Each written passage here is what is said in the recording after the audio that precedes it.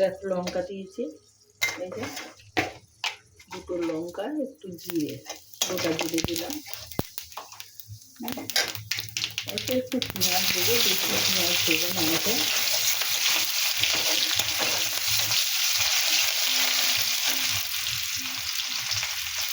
লবণ দিলাম একটু, আর ওই হলুদ দিলাম, হলুদটাও অল্প একটু দিলাম।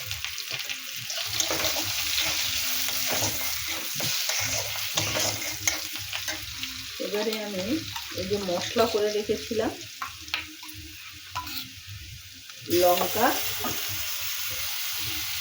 আদা রসুন আর জিরে পেস্ট করে রেখেছিলাম, ওই 1 চামচই দেবো, বেশি দেবো না। অল্প মাছ আমি তেল দিয়ে ঝাল করবো, সেজন্য মশলাও অল্প অল্প করে দিলাম। দেখো জল দিয়ে দিলাম, জলটা দিলাম, আর একটু জল দেবো।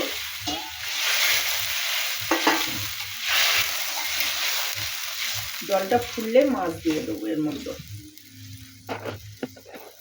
দেখো আমি মাছ ভেজে নিয়েছিলাম, এ দেখো পার্শে মাছ আমি আগেই ভেজে নিয়েছিলাম, সেটা দেখাইনি।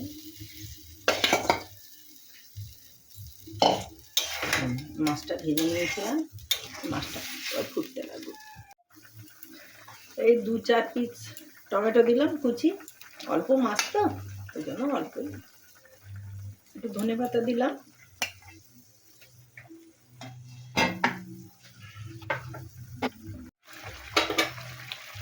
এই যে তিল দিয়ে দিলাম, তিল পেস্ট করে রেখেছিলাম, এই তিলটা আমি দিয়ে দিলাম।